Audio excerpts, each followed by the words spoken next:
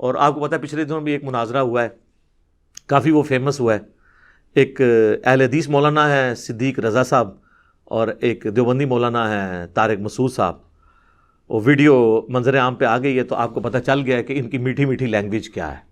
مفتی صاحب ایک minute ٹھہریے God please, ایک منٹ ٹھہریے گا. اگر اس کا یہ مطلب نہیں ہے جن مفسرین نے یہ مطلب بیان کیا انہوں نے غلط بیان کیا. دیکھو بھاڑ میں جائے مفسرین کی، دیکھو بھاڑ میں جائے مفسرین کی، دیکھو بھاڑ میں جائے مفسرین کی، جو ہے نا ایک طرف. یہ تو آپ زیادتی کر رہے ہیں، جذباتی ہو گئے آپ، جذباتی ہو گئے.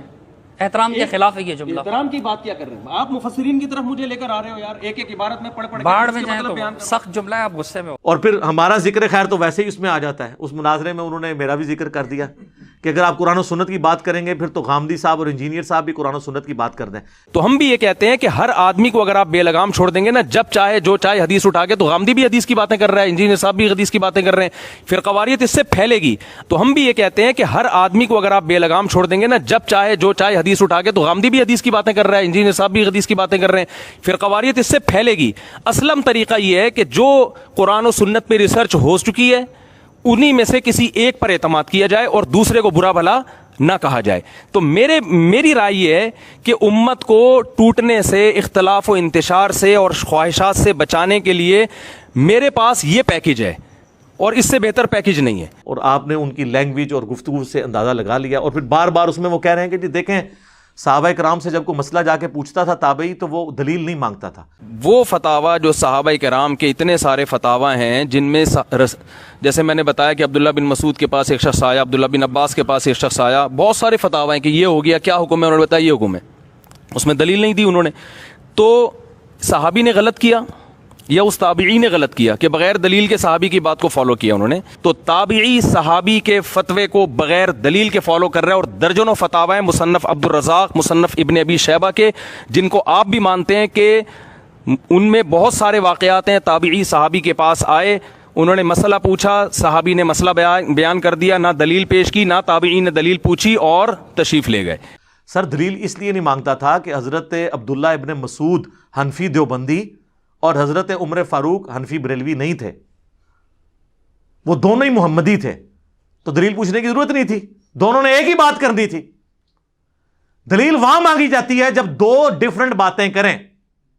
آج تو آپ حنفی امام حنیفہ کی جائز روحانی اولاد، چلے میں کہہ لیتا ہوں، دونوں آپس میں ایک دوسرے کو مسلمان ماننے کے لیے تیار نہیں ہو. المحنت پڑھ لیں، حسام الارمین پڑھ لیں، تو آج تو ہم پوچھیں گے نا بھی دلیل پیش کرو. یہ مثال دینا غلط ہے کہ صحابہ کرام علیہم رضوان، تو میں نے آپ کو کئی ایک احادیث نہیں پیش کر دی ہیں کہ صحابہ کرام علیہم رضوان میں جب اختلاف ہوتا تھا تو کس طرح وہ دوسرے صحابی سے دلیل مانگ لیتے تھے.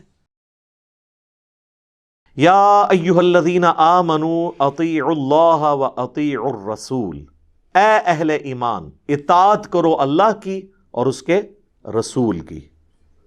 اطاعت کرو اللہ کی اور اطاعت کرو اس کے رسول کی. وَأُولِي الْأَمْرِ مِنْكُمْ، اور جو تم میں اولو الامر ہے نا ان کی بھی اطاعت کرو. لیکن اس کے ساتھ اطیعوا نہیں آیا. اس کی حکمت اس آیت کے اگلے حصے میں کھل جائے گی کہ ایبسولوٹ اطاعت کس کی ہے؟ اللہ اور اس کے محبوب صلی اللہ علیہ وآلہ وسلم کی. اور آج کی ڈیٹ میں اللہ اور اس کے رسول سے مراد کیا ہے؟ قرآن اور صحیح الاسناد احادیث، کتاب و سنت. کیونکہ آج نبی علیہ السلام ایز این انسٹیٹیوشن ہے ہمارے پاس، فزیکلی تو سامنے موجود نہیں ہے، ان کی تعلیمات ہے. حکمران کی بھی کرنی اطاعت، لیکن وہ غیر مشروط نہیں ہوگی، مشروط ہے اللہ اور اس کے رسول کے ساتھ. کیونکہ ساتھ ہی ذکر آیا فَإِن تَنَازَعْتُمْ فِي شَيْءٍ فَرُدُّوهُ إِلَى اللَّهِ وَالرَّسُولِ، اگر تمہارا تنازع کھڑا ہو جائے تو اپنے اس معاملے کو پلٹاؤ اللہ اور اس کے رسول کی جانب. یعنی حکمران سے یا اولو الامر سے جو تمہارا اختلاف ہوتا ہے وہ تم نے پھر فیصلہ کروانا ہے اللہ اور اس کے رسول سے. تو ظاہر ہے اللہ رسول سے کیا مطلب؟ کتاب و سنت سے. ان کنتم تؤمنون باللہ، اگر تم واقعی اللہ پر ایمان رکھتے ہو نا تو پھر تمہاری روش یہ ہوگی کہ تمہارے لیے فائنل اتھارٹی اللہ اور اس کے رسول ہوں گے عز وجل وصلی اللہ علیہ وآلہ وسلم. والیوم الآخر، اور آخرت پر ایمان رکھتے ہو، یعنی accountability of the day of judgement کا اگر تمہیں خوف ہوگا نا پھر ہی تم کتاب و سنت سے فیصلہ کراؤ گے. ورنہ کیا کہو گے؟ مفتی صاحب نے فرما دیا، بزرگوں نے فرما دیا، ذالک خیر، اسی میں تمہاری خیریت ہے، وَأَحْسَنُ تَأْوِيلًا، اور اسی کا انجام اچھا ہونے والا ہے. کس کا؟ کہ اگر جب کبھی جھگڑا ہو تو اللہ اور اس کے رسول سے فیصلہ کرنا ہے. یہ ہے وہ آیت جس میں صراحتاً اللہ کے محبوب صلی اللہ علیہ وآلہ وسلم کو ہمارا امام ڈکلیئر کیا گیا. لیکن افسوس اس آیت کو انہوں نے لوگوں کے بنائے ہوئے اماموں کی اندھی تقلید کی سپورٹ میں پیش کرنا شروع کر دیا، آدھی آیت پڑھ پڑھ کے کہ جی قرآن میں ہے اطیعوا اللہ و اطیعوا الرسول و اولی الامر منکم. او اگے بھی پڑھو نا، فَإِن تَنَازَعْتُمْ فِي شَيْءٍ فَرُدُّوهُ إِلَى اللَّهِ وَالرَّسُولِ.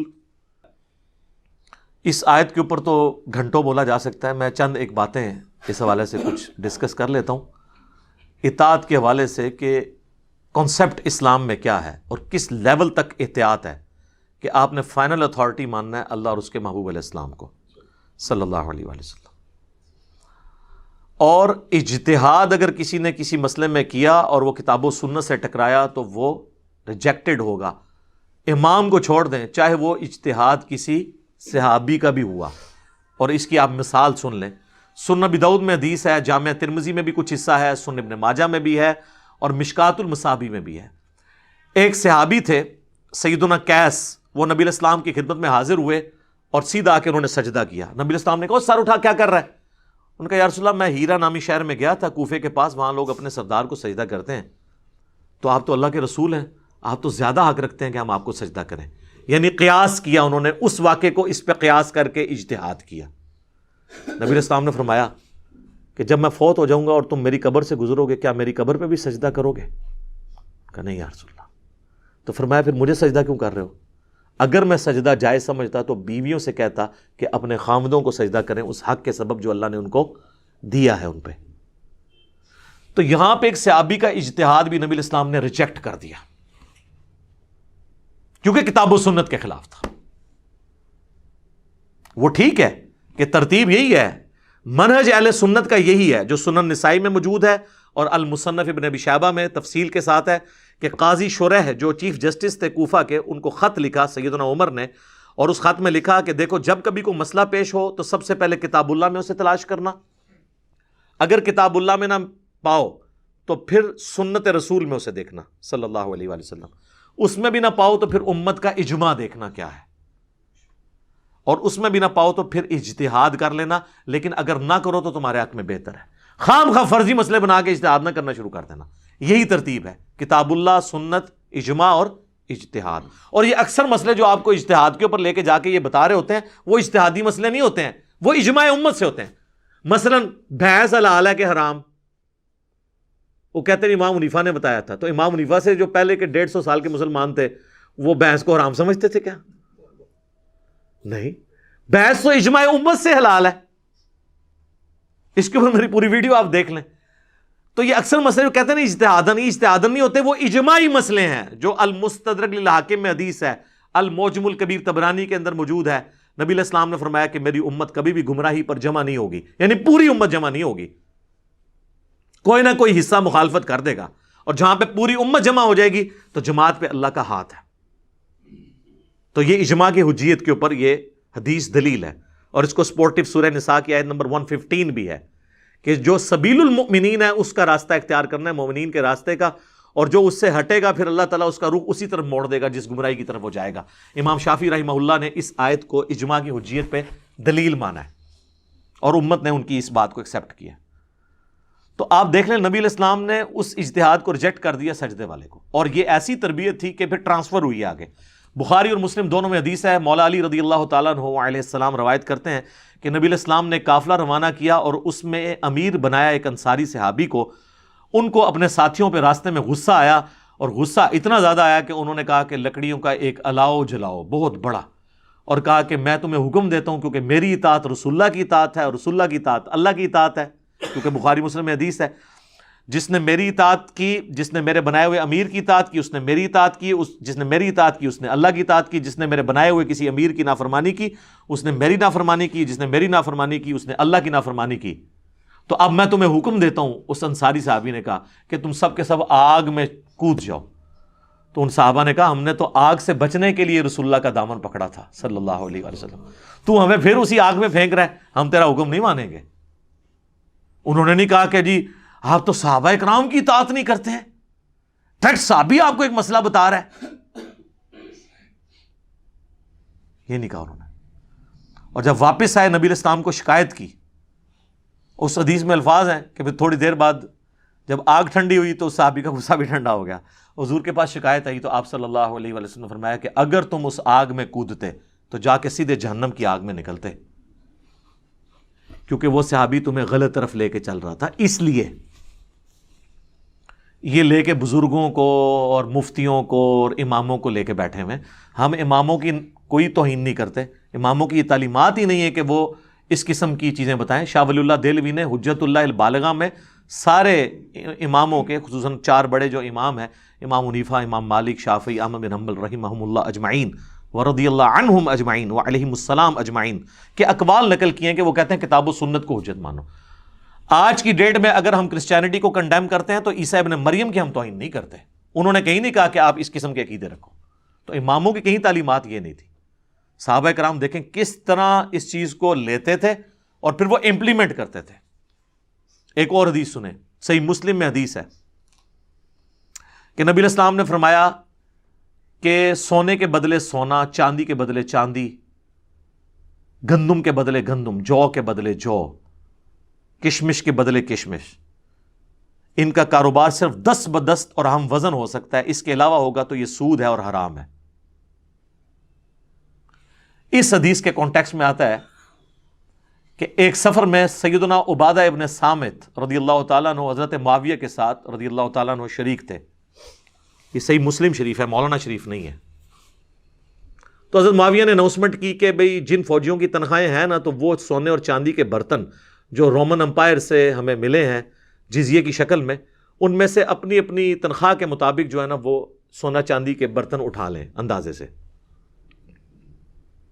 تو حضرت عبادہ ابن صامت وہاں کھڑے ہوئے. انہوں نے کہا نبی علیہ السلام نے تو منع فرمایا جب تک ہم وزن نہ ہو.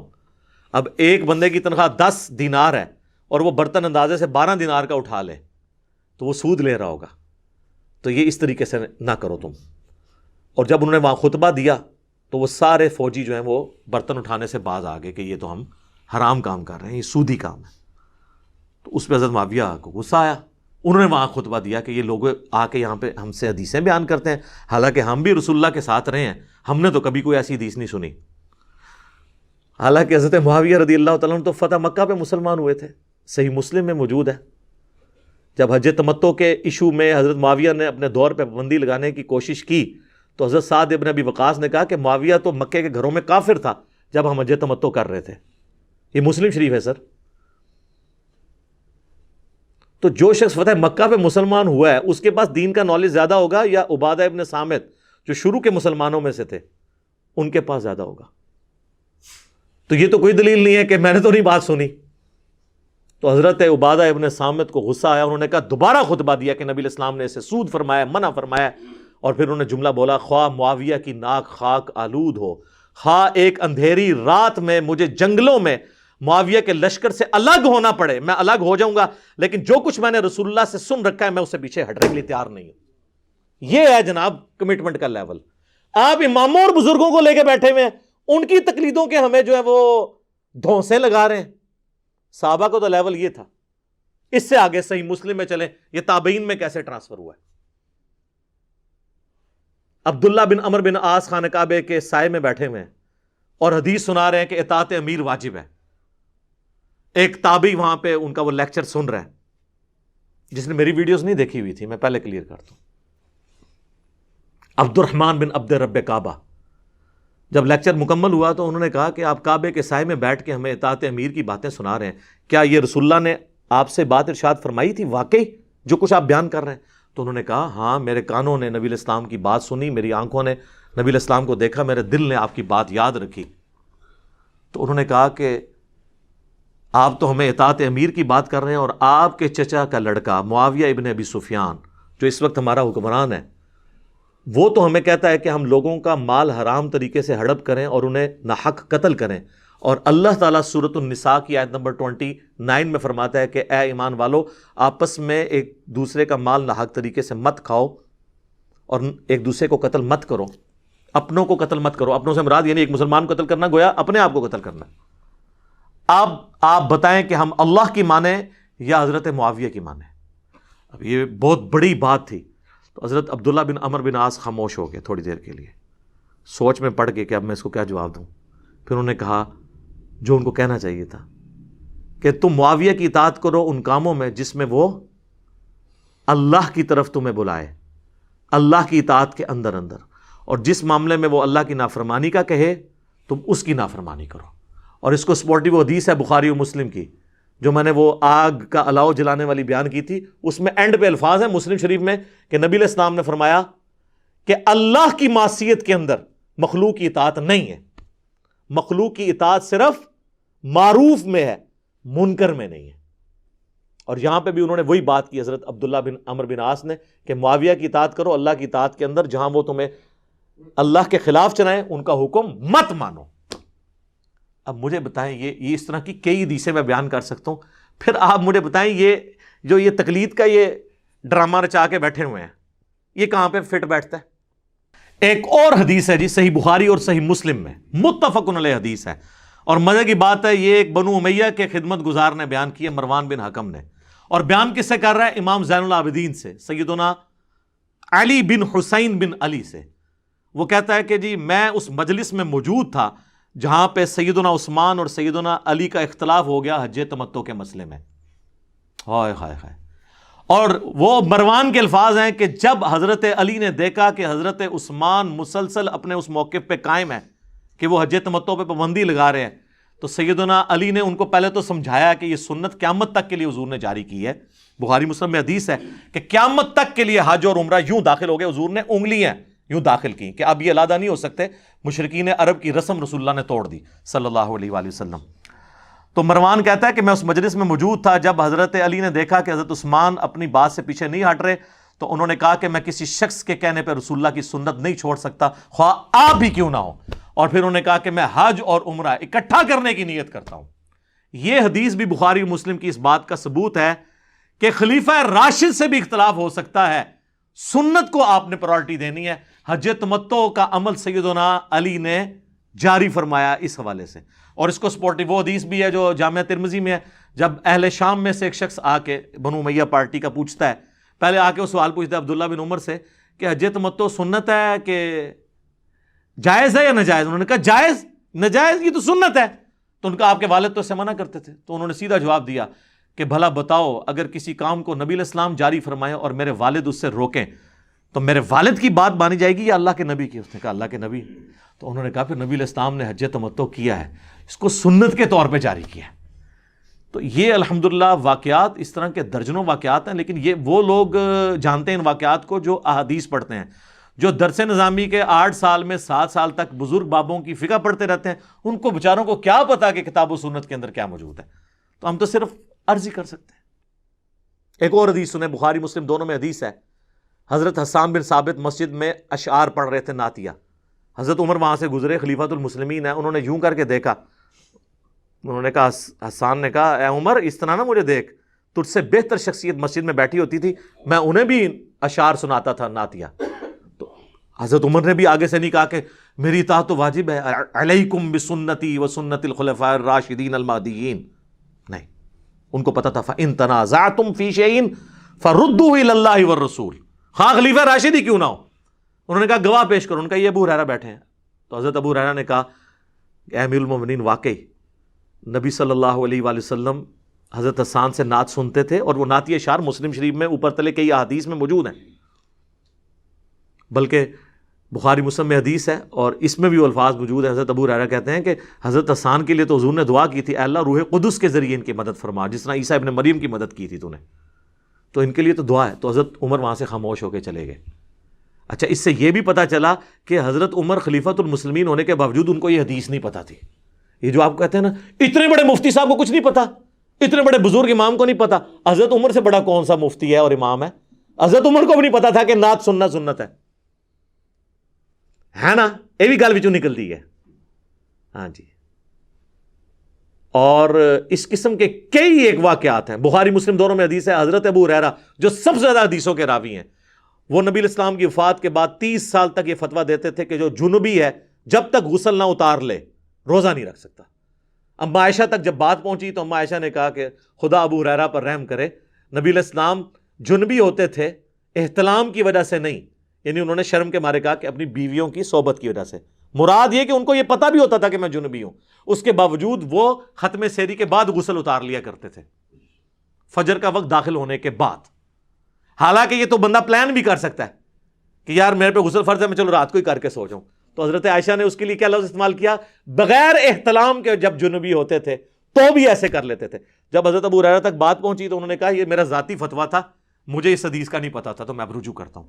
تو اگر حضرت ابو ہریرہ جو سب سے زیادہ حدیثوں کے راوی ہیں ان تک حدیث نہیں پہنچی ہوئی ہے، تو امام حنیفہ، امام شافعی، امام احمد بن حنبل، امام مالک کے نام کے اوپر آپ لوگ ان کو بدنام کرنے کے لیے آپ نے ایک تقلید کے نام کے اوپر ایک مصیبت کھڑی کر دی۔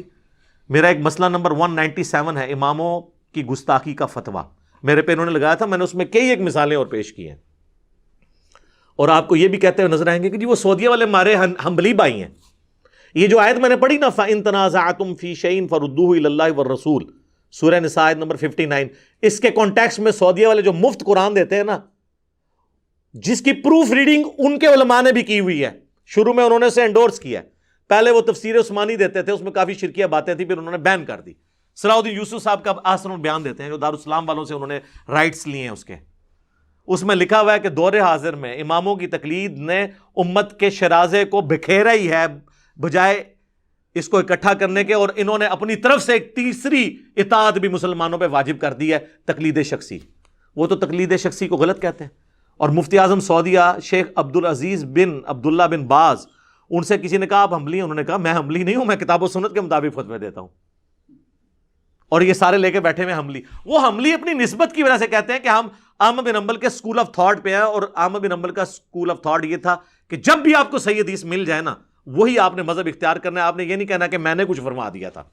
اس حساب سے تو ہم بھی حنبلی ہیں جی، اگر اس کا نام حنفی حنبلی ہونا ہے۔ جیسے امام شافعی نے فرمایا تھا ان کان رفضا حب آل محمد فلیشہد الثقلان انی رافضی، اگر اہل بیت سے محبت کا نام رافضی ہونا ہے، شیعہ نہیں رافضی، تو اے جنوں انس گواہ ہو جاؤ کہ میں بھی رافضی ہوں۔ ان معنوں میں تو آپ کچھ بھی کہہ سکتے ہیں۔ اور انہوں نے حرمین میں 400 سال تک ایٹ لیسٹ 4 مسلح ڈال کے رکھے، 1517 سے لے کر 1917 تک آلموسٹ یہ سلطنت عثمانیہ رہی ہے۔ پھر 1925 میں جب یہ ٹوٹی تو سعودی حکومت نے یہ پہلے تو 4 مسلح اٹھوائے، لیکن ان کی بلڈنگیں نہیں توڑوائیں، وہ 1955 میں توڑوائی ہیں، اسی لیے اس کی کلرڈ تصویریں ہمارے پاس موجود ہیں ان 4 مسلحوں کی۔ آپ ذرا امیجن کریں کہ ایک حرم کے اندر ایک اللہ، ایک رسول، ایک قرآن کے ماننے والے 4 جماعتیں علیحدہ علیحدہ کراتے تھے، اور دوسری طرف کہتے ہیں یہ ہمارے سارے بھائی ہیں، ہم آپس میں بھائی ہو تو امام تو چلو اس طرح کر لو کہ فجر صرف حنفی پڑھا لیں، سارے ان کے پیچھے پڑھ لیں، ظہر شافی پڑھا لیں، پھر تو بھائی، چاروں اپنی اپنی جماعت کراتے تھے۔ اور اس زمانے میں انہوں نے کنکلوڈ کر لیا تھا جی امت کا اجماع ہو گیا ہے، شیعہ کو تو کوئی مسئلہ نہیں دیا ہوا تھا، تو اجماع کہاں سے ہو گیا؟ اور اجماع ایسا ٹوٹا کہ امت نے اٹھا کے پرے پھینکا۔ ان کتنے اجماع 100 سال ہو گئے تو اجماع ٹوٹ گیا۔ اجماع ٹوٹتا نہیں ہے کیونکہ جماعت پہ اللہ کا ہاتھ ہے، اللہ کا ہاتھ تو نہیں ٹوٹ سکتا، یہ جعلی اجماع سی۔ اور میں تو ان پریڈکٹ کیتا کہ آندہ اجماع ہونا ہی نہیں، کیونکہ حنفی بھی 2 ہونے ہیں، ہاں حنفی بریلوی اور حنفی دیوبندی۔ وہ الموند والے کہیں گے ایک شیطانی لشکر ہے جو ہم پہ حملہ آور ہوا ہے، اور اسام الارمین والے کیا کہیں گے کہ یہ الموند والے کیا ہے جی، یہ گستاخ ہیں، ان کے کفر میں شک کرنے والا بھی کافر ہے، یہ سب کے سب مرتد ہیں۔ احکام شریعت کے اندر جب ان سے سوال ہوا وہابیہ کے ذبیحہ کے بارے میں تو انہوں نے کیا کہا؟ وہابیہ، پھر انہوں نے کھولا کہ وہابی، دیوبندی، اہل حدیث، رافضی اور قادیانی یہ 1,00,000 دفعہ بھی اللہ کا نام لیں تو ذبیحہ مردار ہی رہے گا، اور یہ سب کے سب مرتدین ہیں۔ یہ بھی ساتھ لکھا ہوا ہے۔ مرتدین کیا مطلب؟ اسلام چھوڑ گئے ہیں، واجب القتل ہیں۔ البتہ یہود و نصارہ کا ذبیحہ حلال ہے، واقعی وہ اللہ کے نام کا لیں تو یہود و نصارہ کا حلال ہے، لیکن انہوں نے یہود و نصارہ سے بدتر کسے کہہ دیا؟ اہل حدیث کو، دیوبند کو اور شیعہ کو۔ اور نہ صرف بدتر کہا بلکہ کہا کہ یہ مرتد بھی ہیں، یعنی واجب القتل، نعوذ باللہ من ذالک۔ تو یہ اب یہ اجماع دوبارہ ہونے کا نہیں ہے، لہٰذا یہ تقلید کے اوپر مناظرے کرنا، خام خواہ کی بحثیں کرنا. اور آپ کو پتہ ہے پچھلے دنوں بھی ایک مناظرہ ہوا ہے، کافی وہ فیمس ہوا ہے. ایک اہل حدیث مولانا ہے صدیق رضا صاحب اور ایک دیوبندی مولانا ہے طارق مسعود صاحب.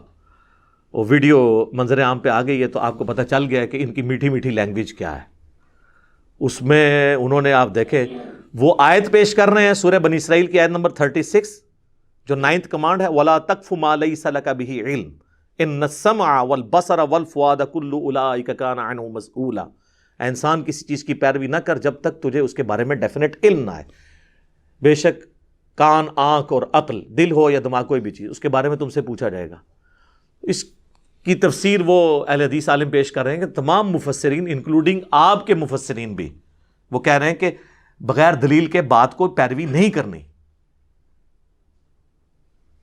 اور بغیر دلیل کے پیروی کرنے کا نام ہی تقلید ہے. بغیر دلیل کے بات ماننا، مفتی سے جا کے مسئلہ پوچھنا، یہ تقلید نہیں ہوتا. ہاں اس وقت تقلید بن جائے گا جب اختلاف آئے، ایک مفتی کچھ اور بات کر رہا ہے دوسرا، اور آپ کہیں گے چونکہ میں بچپن سے اس محلے میں پیدا ہوں لہذا میں نے اس مفتی کی بات ماننی، وہ ہو جائے گی تقلید. پھر آپ دلائل پہ دیکھیں گے تو ہوا کیا جی، اس نے کہہ دیا جی بھاڑ میں گئے مفسرین. مفتی صاحب ایک منٹ ٹھہریے گا پلیز، ایک منٹ ٹھہریے گا. اگر اس کا یہ مطلب نہیں ہے جن مفسرین نے یہ مطلب بیان کیا انہوں نے غلط بیان کیا. دیکھو بھاڑ میں جائے مفسرین کی، دیکھو بھاڑ میں جائے مفسرین کی، دیکھو بھاڑ میں جائے مفسرین کی، جو ہے نا ایک طرف. یہ تو آپ زیادتی کر رہے ہیں، جذباتی ہو گئے ہیں، جذباتی ہو گئے ہیں. احترام کے خلاف ہے یہ جملہ. احترام کی بات کیا کر رہے ہیں آپ؟ مفسرین کی طرف مجھے لے کر آ رہے ہو یار، ایک ایک عبارت میں پڑھ پڑھ کے باڑ میں جائیں تو سخت جملہ ہے، آپ غصے میں ہو. دیکھ لیں یہ ان کی زبان ہے. اور پھر ہمارا ذکر خیر تو ویسے ہی اس میں آ جاتا ہے. اس مناظرے میں انہوں نے میرا بھی ذکر کر دیا کہ اگر آپ قرآن و سنت کی بات کریں گے پھر تو غامدی صاحب اور انجینئر صاحب بھی قرآن و سنت کی بات کر دیں. تو ہم بھی یہ کہتے ہیں کہ ہر آدمی کو اگر آپ بے لگام چھوڑ دیں گے نا، جب چاہے جو چاہے حدیث اٹھا کے، تو غامدی بھی حدیث کی باتیں کر رہا ہے، انجینئر صاحب بھی حدیث کی باتیں کر رہے ہیں، پھر قواریت اس سے پھیلے گی. تو ہم بھی یہ کہتے ہیں کہ ہر آدمی کو اگر آپ بے لگام چھوڑ دیں گے نا، جب چاہے جو چاہے حدیث اٹھا کے، تو غامدی بھی حدیث کی باتیں کر رہا ہے، انجینئر صاحب بھی حدیث کی باتیں کر رہے ہیں، پھر قواریت اس سے پھیلے گی. اسلم طریقہ یہ ہے کہ جو قرآن و سنت میں ریسرچ ہو چکی ہے انہی میں سے کسی ایک پر اعتماد کیا جائے اور دوسرے کو برا بھلا نہ کہا جائے. تو میری رائے یہ ہے کہ امت کو ٹوٹنے سے، اختلاف و انتشار سے اور خواہشات سے بچانے کے لیے میرے پاس یہ پیکج ہے اور اس سے بہتر پیکج نہیں ہے. پہلی بات ہے مجھے غامدی صاحب کے ساتھ کمپیئر نہ کریں، یہ جان بوجھ کے کرتے ہیں مجھے بدنام کرنے کے لیے. غامدی صاحب کی میں عزت ضرور کرتا ہوں لیکن سب سے زیادہ علمی اختلافات جس شخص نے ان سے ویڈیو میں ریکارڈ کروائے ہیں وہ میں ہی ہوں، چاہے وہ پردے کا مسئلہ ہو، نزول عیسیٰ کا مسئلہ ہو اور ایشوز ہو. لہٰذا وہ جان بوجھ کے ذکر کرتے ہیں اور مجھے بیچ میں گھسیٹنے کی کوشش کرتے ہیں. تو خام خواہ اس میں، اور آپ نے ان کی لینگویج اور گفتگو سے اندازہ لگا لیا. اور پھر بار بار اس میں وہ کہہ رہے ہیں کہ جی دیکھیں صحابہ کرام سے جب کوئی مسئلہ جا کے پوچھتا تھا تابعی تو وہ دلیل نہیں مانگتا تھا. وہ فتاوا جو صحابہ کرام کے اتنے سارے فتاوا ہیں جن میں جیسے میں نے بتایا کہ عبداللہ بن مسعود کے پاس ایک شخص آیا، عبداللہ بن عباس کے پاس ایک شخص آیا، بہت سارے فتاوا ہیں کہ یہ ہو گیا، کیا حکم ہے؟ انہوں نے بتایا یہ حکم ہے، اس میں دلیل نہیں دی انہوں نے. تو صحابی نے غلط کیا یا اس تابعی نے غلط کیا کہ بغیر دلیل کے صحابی کی بات کو فالو کیا انہوں نے؟ تو تابعی صحابی کے فتوے کو بغیر دلیل کے فالو کر رہے ہیں. اور درجنوں فتاوا ہیں مصنف عبد الرزاق، مصنف ابن ابی شیبہ کے، جن کو آپ بھی مانتے ہیں کہ ان میں بہت سارے واقعات ہیں. تابعی صحابی کے پاس آئے، انہوں نے مسئلہ پوچھا، صحابی نے مسئلہ بیان کر دیا، نہ دلیل پیش کی، نہ تابعی نے دلیل پوچھی اور تشریف لے گئے. سر دلیل اس لیے نہیں مانگتا تھا کہ حضرت عبداللہ ابن مسعود حنفی دیوبندی اور حضرت عمر فاروق حنفی بریلوی نہیں تھے، وہ دونوں ہی محمدی تھے، تو دلیل پوچھنے کی ضرورت نہیں تھی، دونوں نے ایک ہی بات کرنی تھی. دلیل وہاں مانگی جاتی ہے جب دو ڈیفرنٹ باتیں کریں. آج تو آپ حنفی امام حنیفہ کی جائز روحانی اولاد، چلیں میں کہہ لیتا ہوں، دونوں آپس میں ایک دوسرے کو مسلمان ماننے کے لیے تیار نہیں ہو. المحنت پڑھ لیں، حسام الارمین پڑھ لیں، تو آج تو ہم پوچھیں گے نا بھی دلیل پیش کرو. یہ مثال دینا غلط ہے کہ صحابہ کرام علیہم رضوان، تو میں نے آپ کو کئی ایک احادیث نہیں پیش کر دی ہیں کہ صحابہ کرام علیہم رضوان میں جب اختلاف ہوتا تھا تو کس طرح وہ دوسرے صحابی سے دلیل مانگ لیتے تھے. بخاری مسلم سے پیش نہیں کیا حسان ابن ثابت کے حوالے سے. حضرت عمر نے کہا کہ یہ غلط ہو رہا ہے، ابو ہریرہ نے کہا نہیں سر ٹھیک ہو رہا ہے. تو جہاں کبھی وہاں پہ بھی اختلاف آتا تھا نا تو وہ آپس میں ایک دوسرے سے پوچھ لیا کرتے تھے. ہاں جب اختلاف نہیں ہوگا پھر تو سب کی بات ہے، کیونکہ سب کا استاد محمد رسول اللہ صلی اللہ علیہ وآلہ وسلم. لہٰذا آج کے دور میں یہ بات کرنا کہ صحابہ کرام سے کوئی دلیل نہیں مانگتا تھا، دلیل مانگی جاتی تھی سر. یہ جتنی میں نے آپ کو احادیث بیان کی ہیں جس میں انہوں نے صراحتاً ان کے ساتھیوں نے ان کی مخالفت کی ہے، وہ اسی لیے کی ہے تاکہ یہ پتہ چلے کہ قرآن و سنت کو ماننا ہے آپ نے، نہ کہ آپ نے اندھی تقلید کرنی ہے. لہذا یہ تقلید کے حوالے سے یہ جتنی ڈسکشن ہے بالکل ہی فضول ہو رہی ہوتی ہیں. جو ایک بات کو پکڑ کے گھسیٹتے ہیں، وہ اصل مسئلہ یہ ہے کہ صحابہ کی مثال دینا غلط ہے. صحابہ کرام رضوان کے زمانے میں دونوں طرف ایک طرح کی رائے ہوتی تھی. ہاں جہاں کہیں اختلافی بات ہوتی تھی وہاں پہ بالکل پھر حدیثیں بیان ہوتی تھی. تو وہ میں اسی پہ کنکلوڈ کر دیتا ہوں، ویسے تو ہزاروں باتیں کرنے والی. صحیح بخاری میں حدیث ہے کہ جب جنگ جمل کا موقع آیا تو حضرت علی نے حضرت عمار ابن یاسر اور حسن ابن علی کو بھیجا کوفے میں تاکہ لوگوں کو تیار کیا جائے باغیوں کے خلاف.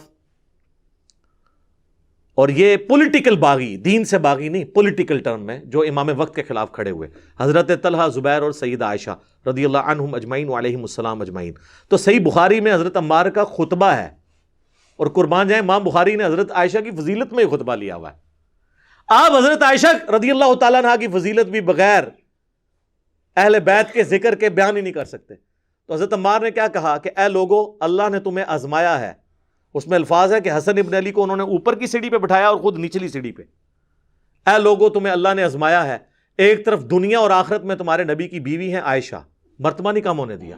آخرت میں بھی بیوی ہوں گی، جنتی عورت جو بصرہ سے روانہ ہو چکی ہیں، اور دوسری طرف علی ابن ابی طالب ہیں.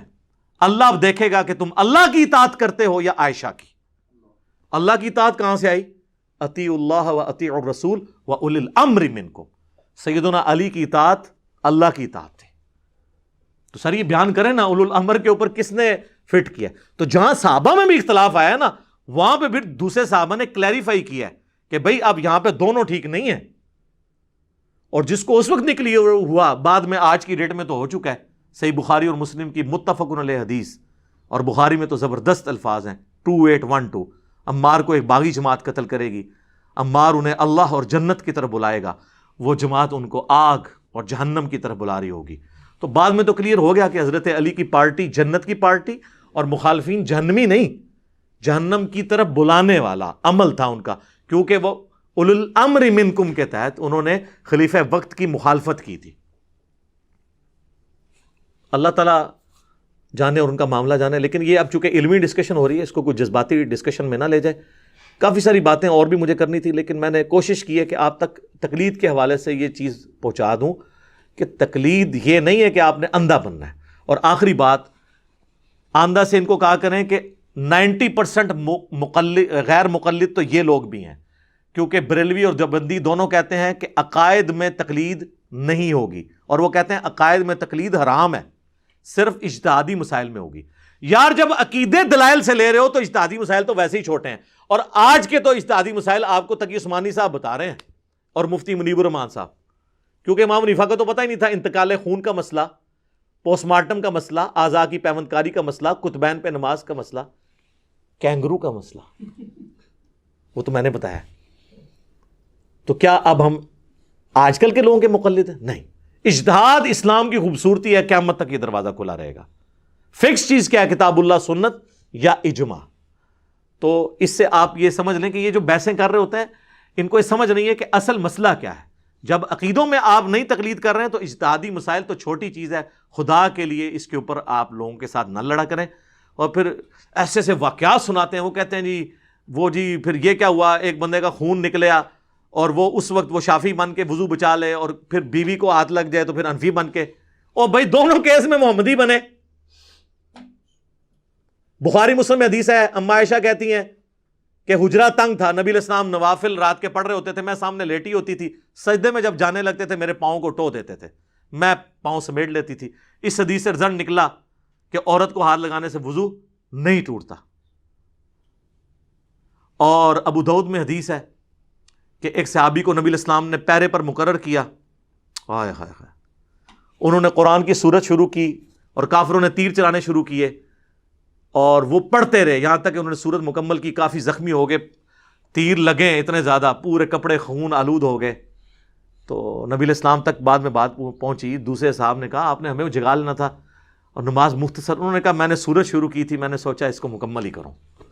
ٹھیک ہے, تو یہ فضائل اعمال میں واقعہ لکھا ہے شیخ زکریا کاندلوی نے, اور اس سے انہوں نے نماز کی کمٹمنٹ صحابہ کی بتائی ہے. پھر انہیں فکر پڑ گئی اس میں تو خون نکلنے سے وضو بھی نہیں ٹوٹ رہا, فوراً اپنی فقہ حنفی کی فکر پڑ گئی. تو انہوں نے کہا کہ خون نکلنے سے جو وضو ٹوٹنے کا مسئلہ ہے نا, اس میں امام شافعی کے نزدیک وضو نہیں ٹوٹتا. ہو سکتا ہے کہ وہ صحابی بھی اسی مذہب پر ہوں. ہاں جی, جب ہم یہ بات کرتے ہیں نا, وہ کہتے ہیں جی وہ اصل میں مذہب دونوں کا ایک کا مطلب یہ نہیں کہ انہوں نے صحابی کو شافعی کہا ہے. ہمیں بھی پتہ ہے, ہم خام خانی مذاق اڑائیں گے, لیکن ہم کہتے ہیں آپ کی مت کیسی ماری جاتی ہے کہ آپ ذکر اس طرح کر رہے ہو کہ ایک عام بندے کو کیا میسج آ رہا ہے کہ وہ صحابی بھی اسی مذہب پہ ہوں. کہنا چاہیے تھا کہ شافعی بھی اسی مذہب پر تھے. اس جملے کو اگر آپ سیدھا کر دینا تو آپ کا مذاق اڑانا چھوڑ دیں گے. لوگ کہتے ہیں جی آپ مذاق اڑا رہے ہیں. مذاق اس لیے اڑاتے ہیں کہ آپ نے الٹا اس کو لے کے چلے. تو جو لوگ صحابہ کرام کو شافعی المذہب بتا دیں, سر دونوں کیس میں آپ حنفی اور شافعی سے بلند ہو کر محمدی بنے. ٹھیک ہے جی. عورت کو ہاتھ لگانے کے مسئلے میں وضو نہ ٹوٹنے کا ایشو میں امام حنیفہ کا موقف درست ہے, اور خون نکلنے سے وضو نہ ٹوٹنے کے مسئلے میں امام شافعی کا موقف درست ہے. لہذا موجے ماریں, کہتے ہیں مرضی کا دین لیں گے. مرضی کا دین نہیں, اللہ کے نبی کا دین جو آسمانوں سے نازل ہوا ہے. اور ہم آپ سے ریکویسٹ کرتے ہیں کہ مرنے سے پہلے اے مسلمان کر لے اس پہ غور. کتابوں کا خدا اور ہے, بابوں کا خدا اور, یعنی جن کا تعارف کتابوں سے ہوا وہ اللہ اور ہے, اور جو آپ کو بابے تعارف کرواتے ہیں نا, وہ آسمانی مذہب جو ہے اس میں وہ والا تعارف نہیں ہے اللہ کا. ٹھیک ہے, تو بس یہی عرض کرنا تھا. اور اینڈ پہ آپ کو دعوت دوں گا کہ ہمارے محبوب صلی اللہ علیہ وآلہ وسلم کو اللہ تعالیٰ نے یہ تعلیم دی کہ جب بھی بات ہونی ہے کتابی بات ہونی چاہیے. سورۃ الاحقاف کی آیت نمبر 4 میں ایتونی بکتاب من قبل ھذا او اثارۃ من علم ان کنتم صادقین. اے نبی, اگر یہ کافر آپ سے بحث کریں تو ان سے کہو کہ میرے پاس کوئی کتاب لے کر آؤ. اگر قرآن کو نہیں مانتے, اس سے پہلے الہامی کتابوں میں کوئی بات لکھی ہوئی ہے نا جو تمہارے شرکی عقیدے کو سپورٹ ہے, اور لے کے آؤ.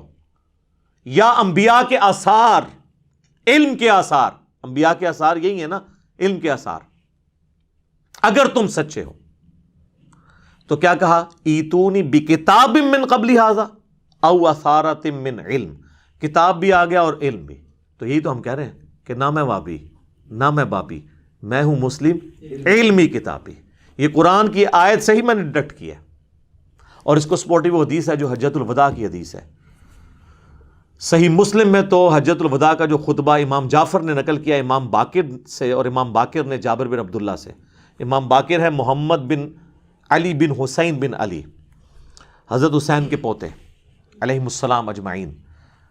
وہ کہتے ہیں کہ نبی علیہ, بڑی لمبی حدیث ہے, نبی علیہ السلام نے حجۃ الوداع کے موقع پر فرمایا تھا میں اپنے باتوں میں ایک ایسی چیز چھوڑ کے جا رہا ہوں جسے مضبوطی سے پکڑ لوگے کبھی گمراہ نہیں ہوگے, وہ اللہ کی کتاب ہے. مسلم میں جو حجۃ الوداع کا خطبہ ہے اس میں صرف کتاب اللہ ہے. البتہ المستدرک للحاکم میں ایک حدیث ہے, الموطا امام مالک میں وہ چھوٹا ہوا واسطہ ہے, حاکم میں کہ میں اپنے بعد 2 چیزیں چھوڑ کے جا رہا ہوں, ایک اللہ کی کتاب اور دوسرے اس کے نبی کی سنت صلی اللہ علیہ وآلہ وسلم. آج کی ڈیٹ میں جو سنت احادیث سے ڈرائیو ہوگی, عملی تواتر سے, جو اجماع امت سے چل رہی ہے. اور یہ یعنی سنت کو ماننا کتاب اللہ ہی کو ماننا ہے. سورہ نساء میں آیا نا, من یطع الرسول فقد اطاع اللہ, جس نے رسول کی اطاعت کی گویا اس نے اللہ کی اطاعت کی. اور میں نے تو اس میں ایک اور حدیث ایکسپلور کر لی ہے کتاب اللہ اور سنت کے اوپر, مسلم شریف میں بھی 394 نمبر حدیث کہ عیسیٰ ابن مریم جب دنیا میں تشریف لائیں گے تو راوی حدیث کہتا ہے کہ وہ تمہیں تمہارے رب کی کتاب اور تمہارے نبی کی سنت کے مطابق چلائیں گے. سر فقہ حنفی کے مطابق نہیں چلائیں گے. کتاب اللہ اور سنت کا ذکر مسلم شریف کی حدیث میں بھی موجود ہے. ہاں, ان کے بڑے بزرگوں نے لکھا ہے, وہ جسے کہتے ہیں شیخ احمد سرندی, یا کہتے ہیں وہ 1000 سال کا مجدد ہے, مجدد الفسانی, کہ وہ کہتے ہیں ہمارے بزرگوں نے کشف کے ذریعے دیکھا ہے کہ حضرت عیسیٰ علیہ السلام بھی فقہ حنفی کے مطابق عمل کریں گے. پھر ان کو شرم آئی کہ یہ تو بہت بڑا دعویٰ ہے ان کا. نہیں, امام حنیفہ کے ساتھ ان کا اجتہاد مل جائے گا. وہ پہلے قرآن حدیث ملا, عقیدے ملا, اجتہاد کیڑا, اجتہاد تے آج نہیں پہ ملتا. آج کے 90% مسائل امام حنیفہ کے دور کے مسائل ہی نہیں. کیمرے کا مسئلہ, انتقال خون کا مسئلہ, پوسٹ مارٹم کا مسئلہ, کتبین پہ نماز کا مسئلہ, اعضاء کی پیوند کاری کا مسئلہ, آزاد ڈونیٹ کرنے کا مسئلہ، دعوے ان کے سنیں. اور آگے لکھا ہوا ہے کہ بالفرض اگر کوئی پیغمبر اس امت میں ہوتا تو فقہ حنفی سے ہوتا. یہ بھی لکھے ہیں نال، اندازہ کرو. ویسے ایک جھوٹا آیا فقہ حنفی چی آؤ. ہاں، غلام احمد قادیانی دجال.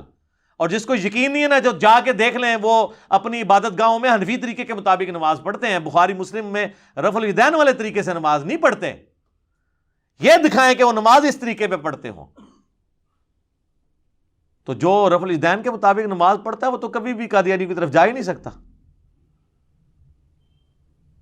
تو کتاب اللہ اور سنت کا ذکر مسلم شریف میں بھی اس حوالے سے الحمدللہ ملتا ہے. اور باقی جو موسٹ ڈسائسو حدیث ہے وہ غدیر خم کی حدیث، جو 4 حدیثیں ہیں مسلم شریف میں 6225 سے 6228 تک. نبی علیہ السلام نے اپنی وفات سے 2.5 مہینہ پہلے حج کے بھی بعد مکے سے مدینے آتے ہوئے خم نامی گاؤں میں ایک خطبہ دیا. بڑی لمبی حدیث ہے، اس میں الفاظ ہیں: اے لوگو آگاہ ہو جاؤ، میں بھی ایک انسان ہوں، قریب ہے کہ اللہ کا قاصد یعنی موت کا فرشتہ میرے پاس آئے اور میں اس کی دعوت قبول کر لوں. میں اپنے بعد تم میں 2 بھاری چیزیں چھوڑ کے جا رہا ہوں. ان میں سے پہلی چیز اللہ کی کتاب ہے، اس میں ہدایت ہے، اس میں نور ہے. تم اللہ کی کتاب کو پکڑو، اپنا تعلق اس کتاب کے ساتھ مضبوط کرو. اللہ کی کتاب اللہ کی رسی ہے. وَاعْتَصِمُوا بِحَبْلِ اللَّهِ جَمِيعًا وَلَا تَفَرَّقُوا. جو اسے پکڑے گا ہدایت پہ ہوگا، جو چھوڑ دے گا گمراہ ہو جائے گا. زید بن ارقم کہتے ہیں پھر نبی علیہ السلام ترغیب دلاتے رہے، اللہ کی کتاب، اللہ کی کتاب، اللہ کی کتاب. اور پھر فرمایا دوسری بھاری چیز میرے اہل بیت ہیں، میں اپنے اہل بیت کے معاملے میں تمہیں اللہ کا خوف دلاتا ہوں. میں اپنے اہل بیت کے معاملے میں تمہیں اللہ کا خوف دلاتا ہوں. میں اپنے اہل بیت کے معاملے میں تمہیں اللہ کا خوف دلاتا ہوں، یعنی ان کے ساتھ حسن سلوک کرنا.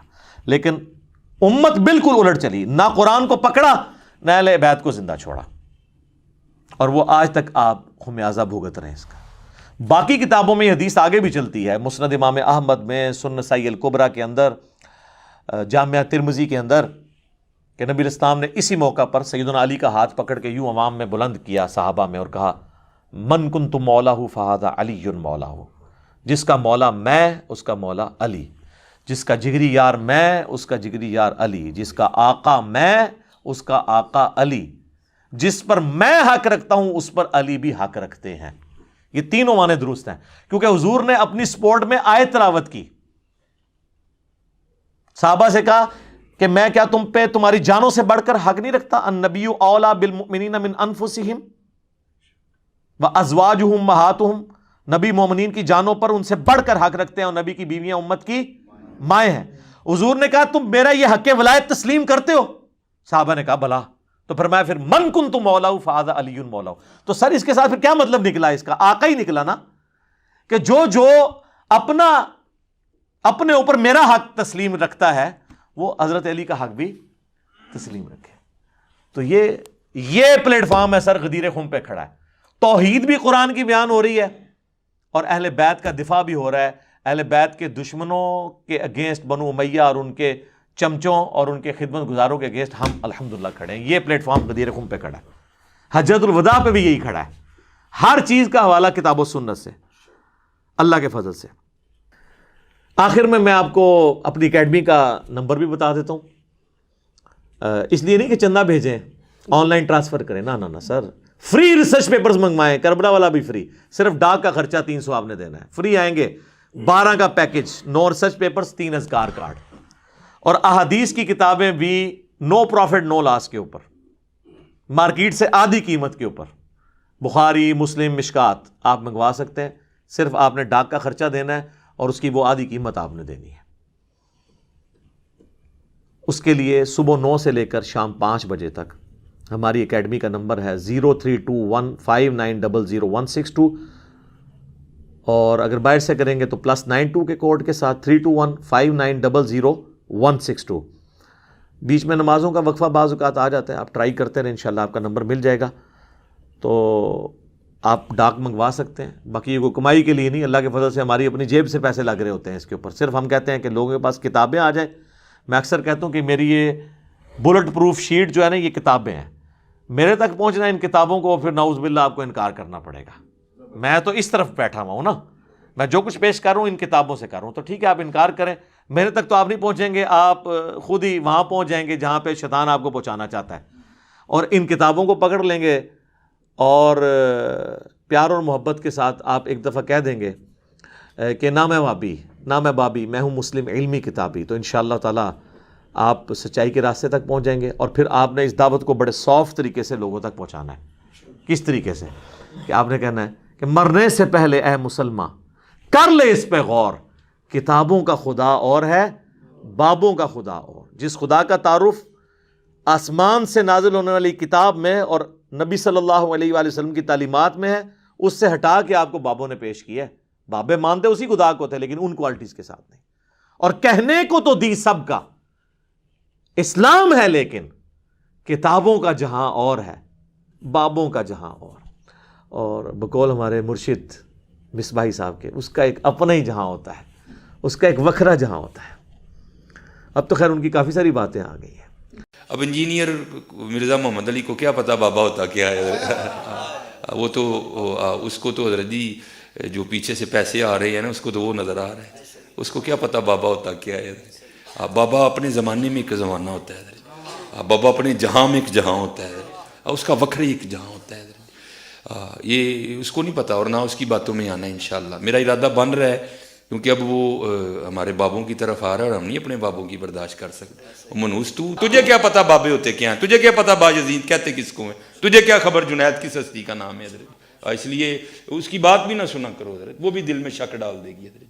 اور انشاءاللہ بس میں توفیق مانگ رہا ہوں اپنے اللہ سے، بڑی جلدی میں نے انشاءاللہ اس کا رد شروع کرنا ہے۔ ایویں بکواس کر رہا ہے اپنے کمرے میں بیٹھ، یہ کیا ہوا؟ تیرا کمرہ، تیرا کیمرہ، تیرے ہی لوگ، تیری کتابیں، تیری باتیں، کسی دن ہمیں بھی بلا نا، تو اسی طرح لائیو چلا نا بھائی، تیری اپنی دنیا، تیری اپنی باتیں، یہ کیا حضرت ہوا؟ اس لیے میرے دوستو آپ بھی تھوڑا آپ بھی دیکھو نا حضرت، وہ کیا بھائی، اگر وہ اتنا ہی حق پہ ہے تو کیوں ڈرتا ہے؟ ہم نہیں گنے لے کے جائیں گے اور ہمیں گن کی لوڑ ہی نہیں، ہم تو درود والے ہیں حضرت، ہم نہیں برود والے حضرت، ہمارا درود ہی ہمارا برود ہے حضرت، ہمیں نہیں لوڑ کوئی بھی حضرت۔ ہاں بلائے نا حضرت، اگر وہ اتنا ہی سچا ہے۔ اگر اصل میں لوگوں کا بھی تھوڑا مزاج بن گیا ہے کہ باطل کو جلدی تسلیم کر لیتے ہیں حضرت، بات اتنی جلدی نہیں ہے حضرت جی۔ اگر چلو 100 نکال دیا تو کیا 1300 سالوں سے دنیا باطل پہ تھی، آج تو حق والا جم پڑا ہے، تجھے کیا نظر آ گیا الو کے پٹھے؟ تو بہرحال یہ جو ہے نا کتابیں پڑھا کرو حضرت جی، خود دیکھا کرو کہ ہمارے بڑے تھے کیا ہے۔ اب تو پتہ نہیں کیا ہو رہا، نہیں جی اسی تے انج مننا ہے، او بھائی انج نہ من جویں وڈیاں نے منے، تو بھی انج ہی من یار، یہ نہ کھیل نہ یار، اپنے چاء اور لاڈ میں اس طرح نہ کر، یہ تیرا چاء لاڈ غلط ہے، او بھائی اس طرح ہی من جویں انہوں نے منیا یار، نہ کر، نہ امت نو پاڑ، خدا دا واسطہ جی نہ کرو اس طرح، نہ کرو اس طرح حضرت۔ اور میں بزرگ بیٹھی ہیں، خدا کا واسطہ اپنی سٹیجوں کے رنگ بدلو یار، خدا کا نام لو یار، کیا کرنے نکلے ہو تم؟ میں آپ سب سے بٹھا دوں ایسوں کو نیچے، تھلے بیٹھ، سانو نہ سنا ہے، سانو وہ سنا جڑی وڈیاں نے لکھی ہے، سانو نہ سنا ہے، نہ اسی تیری سننی، تو اپنا نواں کول ہی رکھ، سانو نہ اپنا نواں دے تو کوئی، ہاں یہ بدلو بھائی اپنی سٹیجوں کا رنگ، یہ بالکل یہ غلط ہو رہا ہے سارا۔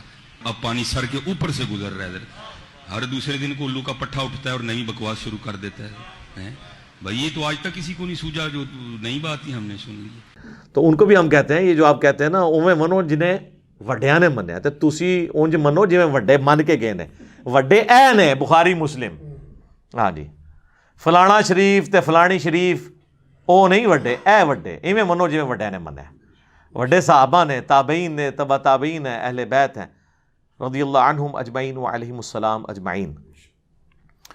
اللہ تعالیٰ سے دعا ہے جو حق بات میں نے کہی اللہ تعالیٰ ہمارے دلوں میں راسخ فرمائے، اگر جذبات میں میرے منہ سے کوئی غلط بات نکل گئی تو اللہ تعالیٰ ہمارے دلوں ہی سے اسے دھو دے، محو کر دے، معاف بھی فرما دے، ہمیں کتاب و سنت کی تعلیمات پر عمل کر کے دوسرے بھائیوں تک پہنچانے کی توفیق عطا فرمائے۔ میں سارے بھائیوں سے ریکویسٹ کروں گا یہ اس کو ٹاپ پہ رکھیں، ویڈیو کو سب لوگوں کو شیئر کروائیں تاکہ لوگوں کو پتہ چلے کہ یہ مقدمہ کیا ہے، ہم کیا کرنا چاہ رہے ہیں، ٹھیک ہے انشاءاللہ تعالیٰ، یہ آپ کی اب علمی ذمہ داری ہے الحمدللہ انشاءاللہ تعالیٰ۔ سبحانک اللہم و بحمدک، اشہد ان لا الہ الا انت، استغفرک و اتوب الیک، وما علینا الا البلاغ المبین۔ جزاکم اللہ خیرا۔